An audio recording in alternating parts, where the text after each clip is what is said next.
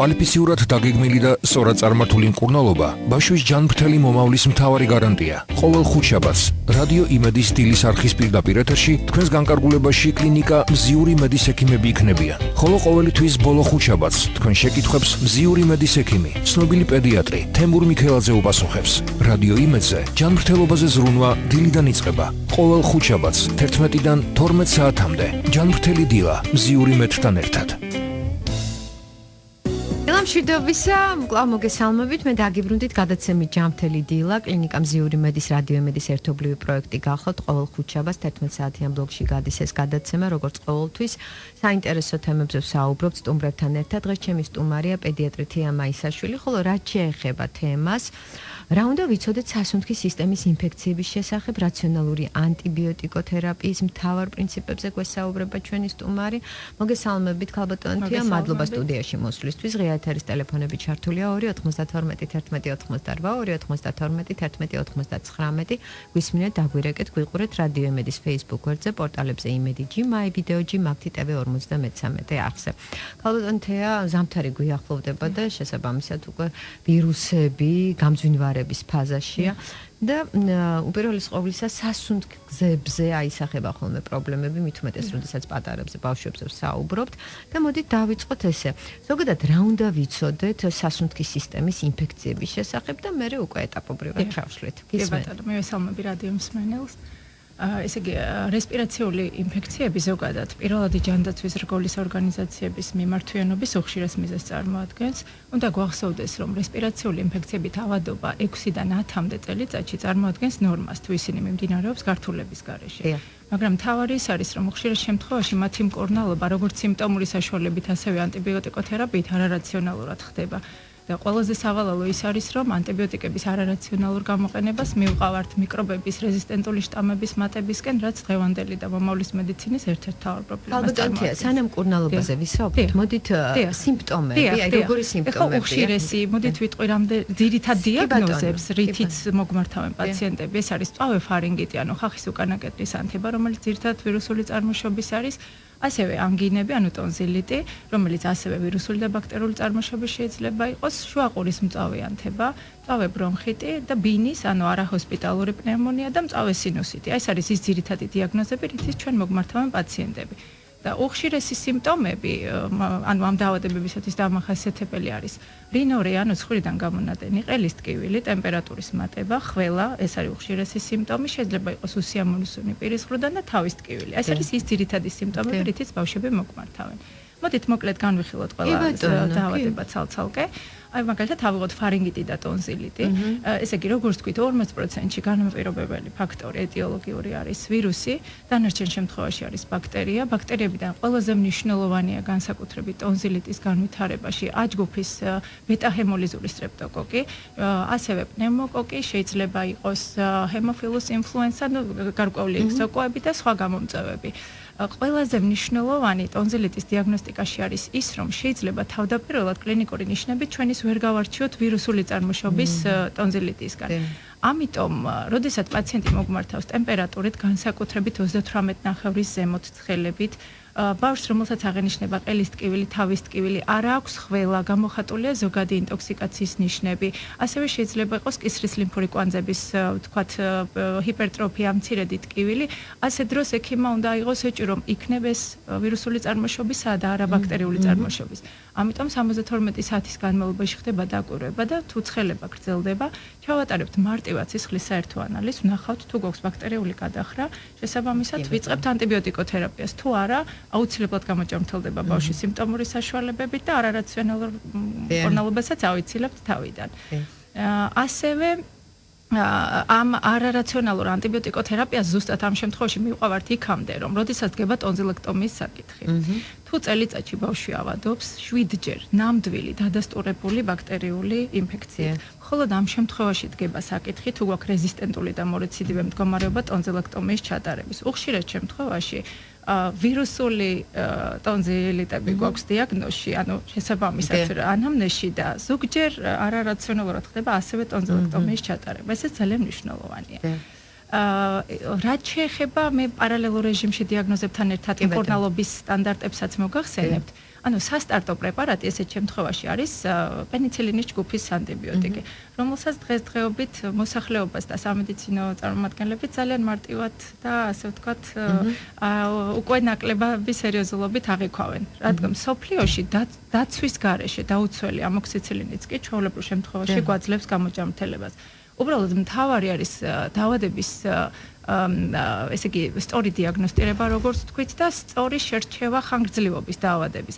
უხშირ შემთხვევაში მკურნალობა მიდის 5-7 დღე და შესაბამისად იმიტომ არ გვაძლევს გამოჯანმრთელებას. ნამდვილი ბაქტერიული ტონზილიტის მკურნალობა მიმდინარეობს 8-10 დღის მანძილზე. და ზუსტად ამ ტონზილიტზეა საუბარი, რომ წლის განმავლობაში 8-10 დღიანი ნამკურნალების შემთხვევა თუ გვაქვს 7 ჯერ და მეტი შემთხვევა, ასეთ შემთხვევაში ტარდება ტონზილექტომია.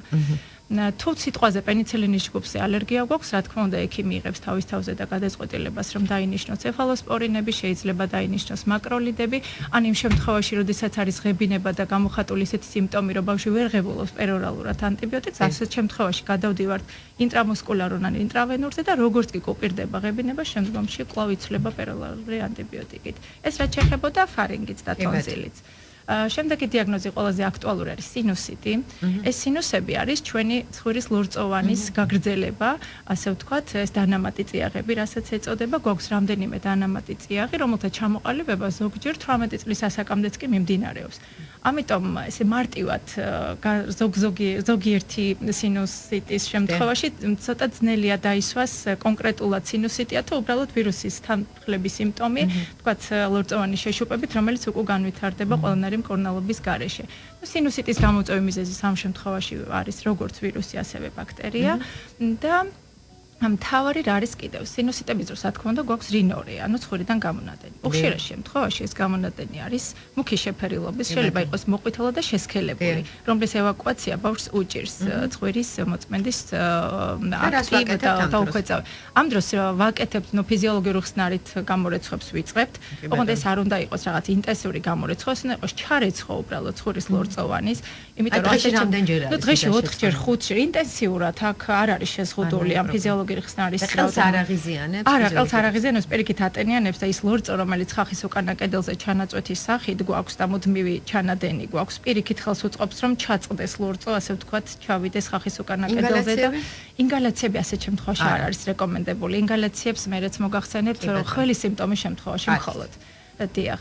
სინუსიტების დროს არის ესეთი მიდგომა, რომ 10 დღის განმავლობაში, როდესაც რესპირაციული ვირუსული ინფექცია, ვაკვირდებით 10 დღის განმავლობაში ბავშვს მარტივი სიმპტომური საშუალებებით. 10 დღის შემდეგ თუ არ გვაქვს გაუმჯობესება, მაშინ ვიღებთ ეჭვს, რომ ეს ხომ არ არის ბაქტერიული ინფექცია. მაშინ ხდება სინუსების რენტგენოგრაფიული კვლევა და შემდგომი ღონისძიებების ჩატარება. და შესაბამისად, როდესაც დაიწყება უკვე ეჭვის შემთხვევაში მკურნალობა ბაქტერიული სინუსიტის, თუ 7 დღის ან განმავლობაში არ გვაძლევს შედეგს, შემდეგ ხდება უკვე გართულება მკურნალობის და ზოგჯერ შეიძლება 2 ანტიბიოტიკის ჩართვა მკურნალობის ფონზე მიდის. აი 10 დღის განმავლობაში თქვენ ამბობთ, არა, ეს არის ჩვეულებრივი მიმდინარეობა. ჩვენ მე საშიშროების ნიშნებსაც ვიტყვით, ხა ცხელება, იცით როგორ სინუსიტების დროს უნდა გავითვალისწინოთ ესეთი რაღაც. ზოგადად ვირუსს აქვს თავის ციკლი 6 დღიანი როგორც წესი. ტემპერატურა 5 დღეზე მეტ ხანს რო გრძელდება, იქ უკვე ჩვენ ეჭვს ვიღებთ ხომ არ გვაქვს გართულებასთან საქმე, გინდათ სინუსიტის სახით, გინდათ ბრონხიტის სახით, გინდათ პნევმონიის სახით. ამიტომ 5 დღიანი ცხელება თუ დასრულდა, ესე იგი კარგად გვაქვს საქმე, მაგრამ მეორე ტალღა თუ წამოვიდა, აი შესვენება გააკეთა. რატომ მოდის მეორე ტალღა? აი ხშირად გვესმის მეორე ტალღა. დიახ, იმიტომ რომ ზუსტად აქ არის საუბარი ბაქტერიული ინფექციის თანდართვაზე. ვირუს ესეთი ტალღოვანი მიმდინარეობა, გართულებები, ვირუსი არ რთულდება. მე ვთქვით, ვირუსი იწყებს საქმეს და ბაქტერია აგრძელებს თავისი გართულებით. და სინუსიტი ეს ერთადერთი ვერ ვიტყვი, მაგრამ ერთ-ერთი დიაგნოზია, რომელიც გვაძლევს საშუალებას, რომ დროში დავაკვირდეთ პაციენტს. რა თქმა უნდა, თუ არ არის თავის ძლიერი ტკივილი, სახიძვლის ტკივილი, უსიამოვნოსუნი პირიდან დახშული თუ არ არის ზემო სასუნთქი გზები, ანუ ბავშვის ზოგადი მდგომარეობა თუ არ არის დაინტერესებული, ასე ვთქვათ, და არის ჩვეულებრივი მიმდინარეობა ყელის ტკივილით, ზოგჯერ სახის არეში ტკივილით. რასაც გაციებას ვეძახით და ნუ ცოტა გაციებაზე უფრო მეტი, ასე ვთქვათ. ასეთ შემთხვევაში თავს ვიკავებთ ყველანაირი ზედმეტი ჩარევისგან. რამდენად მნიშვნელოვანია სითხეების დატვირთვა? სითხეების დატვირთვა არის აუცილებელი, რომ ზუსტადაც სითხე მოახდინოს ევაკუაცია, ასე ვთქვათ, ორგანიზმიდან და გამოდევნოს ის მთავარი საწყისი. ოღონდ სითხე უნდა იყოს თბილი. სითხე უნდა იყოს თბილი, რა თქმა უნდა, ოთახის ტემპერატურისა და უფრო მეტად თბილი თუ ბავშვი მიიღებს ამას. სასურველი არის მინერალური წყალიც, მაგრამ ადრეული ასაკის ბავშვებში მინერალურ წყალს არ გამოვიყენებთ. შემიძლია ქალბატონთი არ გითხოთ რაღაც ახალი, ასე ვთქვათ, ინფორმაცია თუ არის მშობლების კატეგორია, რომელიც ამბობს და მე მგონი ექიმებიც ამბობენ, რომ ყელის ტკივილის დროს მიზანშეწონილია ყინული და ცივი წყალი, გაყინული და ეს რაღაც ეს მითია თუ მართლაც ასეა. როგორ არის ვირუსული ინფექციების დროს ყინული არ გვაძლევს ნამდვილად. მე ვერ წარმომიდგენია ეს არის მოწოდებული უცხოელი სპეციალისტების მიერ უშუალოდ ანგინების დროს. აი ანგინა რაც გვაქვს, თორემ თქვათ ჩვენ თუ არ გვაქვს ნუშურები და გვაქვს ხახის უკანა კედლის ტონზილექტომია ჩატარებული ვთქვათ და გვაქვს ვირუსული ინფექცია და ამ დროს ყინული მივაწოდეთ, ეს გადაცივებას ხელს შეუწყობს და გართულებას. ანგინის დროს ანგინა ნიშნავს ყელში ჩირქს, ხო პოპულარულ ენაზე ნიშნავს ნუშურების ანთებას და მასში არსებული ექსუდაცია, კი, შეიძლება იყოს ის ჩირქი, რასაც მოსახლეობა ეძახის ჩირქს, ანუ სტრეპტოკოკული ექსუდატი. შეიძლება იყოს სხვა გამომწვევის მიერ მოწოდებული. და ამ დროს გაყინული წყალი რას აკეთებს? ნუ იცით რა არის ეს ჩვენ პრაქტიკაში ვასწავლებ, მაგრამ ნუ მოწოდებული არის რომ ნამდვილად არის, იმიტომ რომ ხშირად მსმენია. იცით როგორი ვარიანტია? ექსპერიმენტებსაც ატარებენ, მაგრამ საერთოდ ზოგადად ანგინის გამწვევას ხელს უწყობს გადაცივება და ისეთ ბავშვებში, ვისაც მორეციდივე მიმდინარეობა აქვს, ასეთ ბავშვებში არ არის მოწოდებული. წელიწადში ერთხელ ორჯერ მოავადე ბავშვებისთვის ესეთი რაღაცის გაკეთება შეიძლება, რა თქმა უნდა. კარგი, დამინდა თემას გადავუხვიო ისე დავბრუნდეთ ჩვენს მკურნალობაზე საუბრობთ. ეს რაც შეეხებოდა სინუსიტის დროსაც, ესე იგი პირველი ოქროს სტანდარტი არის ისევ პენიცილინის ჯგუფი, ოღონდ ამ შემთხვევაში დაცული პენიცილინი. ახლა რას წარმოადგენს დაცული პენიცილინი? დიახ, საერთოდ აი რეზისტენტობა რომ ვახსენეთ, რეზისტენტობა ეს არის მიკრობის უნარი, რომ გახდეს, ესე იგი, მედგარი, ასე ვთქვათ, ანტიბიოტიკის წინააღმდეგ და ანუ ანტიბიოტიკმა შესაბამისად ვერ მოხდეს ეფექტი. ეს მიკრობები გამოიმუშავებენ ფერმენტებს, რომლებსაც ქვია ბეტა-ლაქტამაზები. ეს ბეტა-ლაქტამაზები რა შვება იცით, ანუ არღვევს კავშირს ანტიბიოტიკსა და მიკრობს შორის, ანუ ხელს უშლის ანტიბიოტიკს რომ იმოქმედოს. ეს დაცვა რას ნიშნავს ახლა? ანტიბიოტიკს დამატებული აქვს მეორე კომპონენტი. ამ ჩვენ შემთხვევაში განვიხილავთ აი ამ ინფექციების დროს კლავოლანატი, ეს არის ესეთი, ასე ვთქვათ, სუიციდური ინჰიბიტორი ქვია მას, რომელიც აი იმ ბეტა-ლაქტამაზებს გაანადგურებს, თვითონაც კვდება, მაგრამ ანტიბიოტიკს ხელს უწყობს იმაში, რომ დაამარცხოს. კეთილსაქმეს აკეთებს ძალიან და ამიტომ ეს დაცული პენიცილინი, რა თქმა უნდა, გვირჩევნია გამოვიყენოთ ვიდრე სხვა თაობის ანტიბიოტიკი, იმიტომ რომ სასტარტო პრეპარატად მაინც და ოქროს სტანდარტად პენიცილინის ჯგუფის ანტიბიოტიკებია გამოყენებული. ჯერჯერობით მუშაობს და ძალიან კარგი ეფექტი იძლევა, არა თუ მარტივად ტონზილიტის შემთხვევაში, არამედ პნევმონიების სამკურნალოში. ძალიან ხშირად გვხვდება გვესმის მესამე თაობის ანტიბიოტიკი, რა დროს გამოიყენება? მესამე თაობის ანტიბიოტიკი, ახლა რა თემაზე ჩვენ ვსაუბრობთ? აი, უნდა ვისაუბროთ შუაყურის ანთებაზე, ბრონხიტზე, პნევმონიაზე. მესამე თაობის ანტიბიოტიკი ასე ხელაღებით არ გამოიყენება. აი, მაგალითად, სინუსიტების დროს გამოიყენება მაშინ, როდესაც 7 დღიანი პენიცილინის მკურნალობა ეფექტს არ იძლევა, შემდეგ დგება საკითხი მეორე ნაბიჯი. აი ეს მეორე ნაბიჯი არის უკვე მესამე თაობის ანტიბიოტიკი, ჰეპატალოსპორინი, მაგრამ ზოგჯერ მონოთერაპიის სახით ეფექტს არ გვაძლევს და მას კიდევ ჭირდება დამატებით მესამე სხვა ჯგუფის ანტიბიოტიკი, რომელსაც კლინდამიცინი ქვია. შემთხვევაში გრძნობელობაზე კეთდება, ანალიზი რომ გავიგოთ. არა, ანალიზი არ კეთდება გრძნობელობაზე. ეს ანტიბიოტიკები გათვლილია ისედაც ფართო სპექტრზე. დიახ, ისედაც გათვლილია. თუმცა მესამე თაობით არ ვიწყებთ, ხო? არა, მესამე თაობით არასდროს არ ვიწყებთ. დიახ, არ არის საჭირო და მესამე თაობით დაწყება ზუსტად იმ რეზისტენტობას. იცით რატომ გავუსვი ხაზი და ეს აღნიშნე, იმიტომ რომ ასევე დავუშვათ ამ მშობელთა კატეგორია. მეც სხვათა შორის მივეკუთვნებოდი ამ კატეგორიას, თუმცა მე გავერკვიე თქვენის დახმარებით, ამ პროექტის დახმარებით, რომ არ არის საჭირო ის, იმიტომ რომ მე ორგანიზმი ეჩვევა და მე უკვე აღარ მუშაობს ეს მესამე თაობის იცით როგორ არის? ორგანიზმი კი არ ეჩვევა. აი ზუსტად ის გამძლე ბაქტერიების ზრდას იწვევს გარემოში. რაც მარტო ჩვენი პრობლემა კი არ არის, ეს არის მსოფლიო პრობლემა. და ამ გადაწყვეტილებას ექიმი მიიღებს, რომელი თაობის ანტიბიოტიკი უნდა დანიშნოს. კარგი, ჩვენ ახლა რეკლამაზე გავალთ და სულ ცოტა ხანში დაგიბრუნდებით, დროებით. კვალიფიციურად დაგეგმილი და სწორად წარმართული მკურნალობა ბაშვის ჯანმრთელი მომავლის მთავარი გარანტია. ყოველ ხუთშაბათს რადიო იმედის დილის არხის პირდაპირ ეთერში თქვენს განკარგულებაში კლინიკა მზიური მედის ექიმები იქნებიან. ხოლო ყოველი თვის ბოლო ხუთშაბათს თქვენ შეკითხვებს მზიური მედის ექიმი, ცნობილი პედიატრი თემურ მიქელაძე უპასუხებს. რადიო იმედზე ჯანმრთელობაზე ზრუნვა დილიდან იწყება. ყოველ ხუთშაბათს 11-დან 12 საათამდე. ჯანმრთელი დილა მზიური მედთან ერთად. მე დაგიბრუნდი სტუმართან ერთად თემა მაისაშვილი პედიატრია ჩვენი სტუმარი ეთერში გადაცემა ჯანმრთელი დილა კლინიკა მზიური მედის რადიო იმედის ერთობლივი პროექტი გახლავთ როგორც ყოველთვის აქტუალურ თემაზე ვსაუბრობთ გადაცემის პირველ ნაწილში უკვე გავაჟღერეთ რომ ზამთარი გვიახლოვდება ვირუსების სეზონი იწყება უბრალოდ უკვე დაიწყო და ერთ-ერთი მთავარი წამყვანი თემა არის სასუნთქის სისტემის ინფექციები და ამ ინფექციებზე ამ ჯგუფებზე ანუ მკურნალობაზე ქალბატონმა თემამ უკვე გადაცემის პირველ ნაწილში ისაუბრა თუმცა ძალიან საინტერესო ეტაპს მივუახლოვდით. ანუ ყუაშურის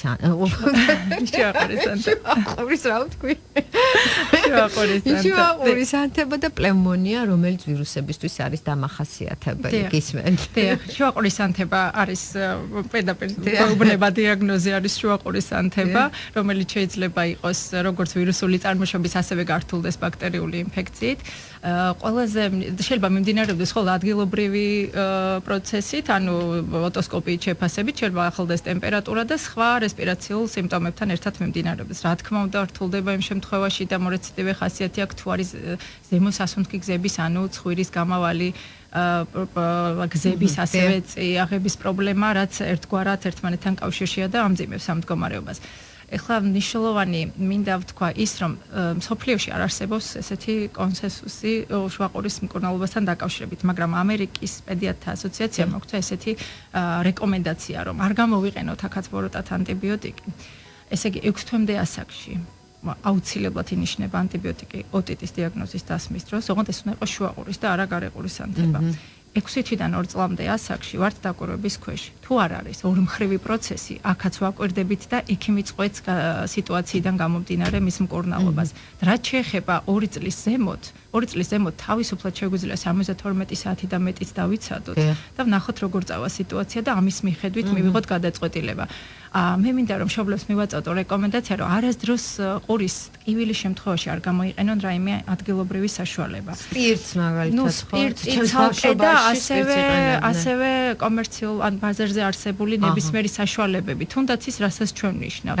ანუ დაფის ამ მხოლოდ მეცად ტკივილ გამოყუჩებელი საშუალება, ისიც შეგვიძლია რომ თერაპიული ეფექტი მიღწეული იქნება ნახევარი დოზითაც კი სულ არ არის საჭირო ანტიპირეტიკული დოზა მივცეთ ბავშვს, ანუ იქამდე სანამ ექიმთან ვიზიტი მოხდება და ძალიან მნიშვნელოვანია რომ აი ბავშვმა აღნიშნა ტკივილი. მშობელი მოდის და გვევნება რომ დღეს გუშინ აღარ აღნიშნავს ეს ტკივილი, ეს არ ნიშნავს რომ ოტიტი არ არის. კატარული ოტიტი შეიძლება მაინც მიმდინარეობდეს. ძალიან ხშირად რას ვაკეთებთ? შევდივართ აფთიაქში ბავშვს ყური ტკივა და თუ შეიძლება ტკივილ წვეთები მომეცით. ეს წვეთები, რომლებიც ძირითადად ეძლევათ საფთიაქო ქსელში, შეიცავს ადგილობრივ ანესთეზიურ საშუალებებს, რომლებიც ერთის მხრივ რომ შეიძლება დაგვიზიანოს და აფისაბკი და არ ვიცით იქ რა პროცესია, მეორეს მხრივ შეიძლება ძალიან ძლიერი ალერგიული რეაქცია მოგვცეს. ანუ ეს ის ანესთეტიკებია, რომლებსაც ჩვეულებრივ სტომატოლოგიაში დიახ, წინასწარ სინჯებს ვიტარებთ და ძალიან სახიფათოა სიცოცხლისათვის. ამიტომ ასეთ შემთხვევაში აი ეს რაც შეეხება გამაყუჩებელ საშუალებებს. იმიტომ რომ ახლოს არის ტვინთან, რაც შეეხება ეს ხა შეიძლება იცით რა მოხდეს, უბრალოდ შუაყური დაფისაბკით გამოყოფილია გარეყურისაგან და აქედან გამომდინარე ეს თუ დაირღვა, შემდეგ უკვე ვესტიბულარულ აპარატში ხდება შეღწევა მედიკამენტების მდგომარეობაში ტკივილ გამაყუჩებელს ვაძლევთ. და მივდივართ ექიმთან. დიახ, ასევე არ შეიძლება ჩვენი დანიშნულების გარეშე და ოტორინოლარინგოლოგის დანიშნულების გარეშე თუნდაც სამკურნალო საშუალებების გამოყენება, რომელიც არ შეიცავს ანესთეტიკებს. აი ანტიბიოტიკისა და დექსამეტაზონის კომბინაცია ვთქვათ, ანტიბიოტიკი მონოთერაპიის სახით, უბრალოდ სანამ არ შეფასდება დაფისაბკი, ასეთ შემთხვევაში ნუ გამოვიყენებთ განსაკუთრებით ადრეული ასაკის ბავშვებში. ეს რაც შეეხებოდა ოტიტს. ახლა ძალიან დიდი მნიშვნელობა აქვს დღესდღეობით პნევმონიის საკითხს. ნუ პნევმონია ეს არის ფილტვის ანთება, რომელიც მიმდინარეობს დიაგნოზი ისმევა უბრალოდ პარაკლინიკური ნიშნებით, ანუ გასინჯვის, ობიექტური გასინჯვის საფუძველზე რენტგენოლოგიური დადასტურება უნდა ახლდეს აუცილებლად, ტემპერატურული რეაქციები უნდა გქონდეს და ხველა. ნუ ბავშვთა ასაკში ხველა აუცილებელი კომპონენტია, მოზრდილებში შეიძლება განსხვავებულად მიმდინარეობდეს. პნევმონიის ოქროს სტანდარტი მკურნალობისაც ეს არ არის მითი, ეს არის რეალობა და ეს არის მსოფლიოში აღიარებული მიდგომა, არის ისევ და ისევ ის პენიცილინის ჯგუფის ანტიბიოტიკი პერორალური, ჩვენი ამოქსიცილინი, რომელსაც გამოვიყენებთ სხვა დაავადების ბაქტერიული გართულების შემთხვევაში. ოქროს მედიკამენტია ეს. ოქროს მედიკამენტია ეს მართლა ოქროს სტანდარტია, ანუ ეს არის ამოქსიცილინი, რომელიც ჩვენ ქვეყანაში დაუცველი ამოქსიცილინი ვერ იმუშავებს, იმიტომ რომ რეზიდენტული შტამები უკვე ძალიან ბევრია, ამიტომ ის დაცული პენიცილინი, რასაც აქამდე ვამბობდით, უბრალოდ კომერციულ სახელწოდებებს არ დავასახელებ მედიკამენტის. და 10 დღიანი კურსი. სავსებით საკმარისია. მსოფლიომ დადო, ეხლა მონაცემები, რომ თურმე 5 დღიანი კურსით საკმარისია პნევმონიის გასაკურნებლად, უბრალოდ ჩვენ ჯერჯერობით ექსპერიმენტის დონეზე ამას ვერ ვასრულებთ და ჩვენი მკურნალობის ტაქტიკა არის 10 დღიანი კურსი. უბრალოდ მშობლებს მინდა ვუთხრა ერთი რამ, ყოველთვის შეშფოთდებიან ხოლმე, როდესაც პნევმონიის დროს, აი ანოტაციაში მოწოდებული დოზები რაც არის, ამ დოზით ჩვენ არ ვნიშნავთ ამოქსიცილინს, ყოველთვის ინიშნება მაღალი დოზით. როგორც პნევმონიის დროს, ასევე მორეციდივე ოტიტების დროს ინიშნება 90 მგ კილოგრამზე. ანუ მშობელი ყოველთვის ამოწმებს ანოტაციის სახით ჩვენს დანიშნულებას და როდესაც ჩახედავს, ნახავს, რომ ორმაგი დოზა გვაქვს დანიშნული. ყოველთვის შემოდის ზარები, მოდის დამატებითი შეკითხვები, მაგრამ მშობლებს მოვიწოდებ და გავაფრთხილებ, რომ არ შეეშინდეთ 90 მგ კილოგრამი არის ზუსტად ის სამკურნალო დოზა პენიცილინის ჯგუფის პრეპარატებით, რათა მივიღოთ თერაპიული ეფექტი. და დადასტურებული არის, რომ ინტრამუსკულარული, ანუ კუნთი საშუალებით და ინტრავენური გამოყენება იმ საშუალებებისა, ანუ სხვა ჯგუფის ცეფალოსპორინებისა, ხო ცეფტრიაქსონის მედიკამენტებისა, ანუ გვაძლევს ზუსტად იდენტურ შედეგს. რასაც გვაძლევს პერორალურად მიღებული პენიცილინის ჯგუფის პრეპარატი. შესაძლებელია გამოგჩოს პნევმონია, იმიტომ რომ ვიცით რომ არის ბავშვად შემთხვევა, როდესაც ყურით არ ისმინება, ხშირად გაგოგია. ეს ძირითადად არის ვირუსით გამოწვეული. ну, ძირითადად გრიპით მაღალი ცხელება იყოს, ხო, მაღალი ცხელება შეიძლება არ იყოს კი, მაგრამ იცით რა არის, აი, როგორ გითხრათ, არის შემთხვევები, როდესაც ექიმსაც შეიძლება გამორჩეს, რაც არის ვირუსი. აი, მაგალითად მეორე დღეს უნდა ზოგჯერ რენტგენოლოგიურადაც პირდაპირ პროექციაში, ამიტომ არის ხშირი, ასე ვთქვათ, კონსულტაციები ყოველ მეორე დღეს, ვთქვათ, ან ექიმი ეჭვის შემთხვევაში პაციენტს აუცილებლად იბარებს, ну, იქ ან სისხლი, ან რენტგენოლოგიური მონაცემი, ან პარაკლინიკური ნიშნის საფუძველზე ეჭვი იქნება მიღებული, როდესაც ბავშვის მდგომარეობა არ უმჯობესდება. თუ ანთებითი პროცესია სისხლში ხო ჩანს? აი, ვირუსული პნევმონიების დროს ზოგჯერ პირიქით ხდება დეპრესია, ლეიკოციტების, ანუ პირიქით დაძევა. ეს პირველად მესმის ლეიკოციტების დეპრესია. ანუ ეს როდესაც ვირუსი მძვინვარებს, ვირუსის დროს ლეიკოციტების და კლება ხდება შესაბამისად და სხვა გადახრა ხდება. რენტგენზე ჭრილები ხო ჩანს? რენტგენზე ჭრილი ჩანს, იცით, იმიტომ არის საჭირო გამოცდილი რენტგენოლოგი და ასევე პედიატრი, ასე ვთქვათ, გამოცდილი, რომელიც ეჭვს აიღებს, რომ ან გვერდით პროექციაში, ან ირი პროექციაში შეიძლება მოგცეს თუნდაც მცირე პატარა უბანი. ამოქსიცილინი პროფილაქტიკის გამო ინიშნება? არა, პროფილაქტიკის გამო ანტიბიოტიკი არასდროს არ ინიშნება. ჩვენ უნდა გქონდეს ნებისმიერ არა, ეჭვის შემთხვევაშიც არ ინიშნება. ჩვენ უნდა დადასტურებული დიაგნოზი გქონდეს, რომ ან შესაძლებელი ვთქვათ, მასალა გქონდეს, ან ეფექტი შესაბამისად, ან შეუძლებელია პროფილაქტიკის მიზნით ნებისმიერ შემთხვევაში. ზოგადად პნევმონიას ხომ აქვს ნიშნები, დავშვათ უმადობა, სისუსტე, რაღაც. იცით რა არის ეს ნიშნები ხო სხვა დაავადების დროსაც არის დამახასიათებელი, იმიტომ რომ ეს არის ბაქტერიით გართულებული პნევმონიაზე საუბარი. ვირუსული პნევმონია ელვისებურია, განსაკუთრებით გრიპით მიმდინარე და ასეთ შემთხვევაში შეიძლება სისხლში არც სისხლში, არც რენტგენოლოგიურად. თუმცა ელვისებური იმას ნიშნავს, რომ შეიძლება ძალიან სწრაფად საათებში მოგცეს ისეთი სურათი, რომ აი წინა დღით შეიძლება ყავდეს პედიატრს თქვათ ნანახი ბავშვი და აბსოლუტურად განსხვავებული სურათი იყოს. ამიტომაც არის საშიშიეს გრიპის პერიოდი. გრიპის და ნებისმიერ შემთხვევაში სპეციალისტის პერიოდი ძალიან ბევრ მშობელს აინტერესებს და ბავშვებს ხშირად აწუხებთ ნახველი. ასეთ პოპულარულ ენაზე რო ვთქვათ, იმიტომ რომ გაწოვის პროცესი დავუშვათ რთულია, ძირითადად ამოხველება უნდა მოხდეს, პატარებს უჭირთ და აი რა უნდა გავაკეთოთ, რას ურჩევთ მშობლებს?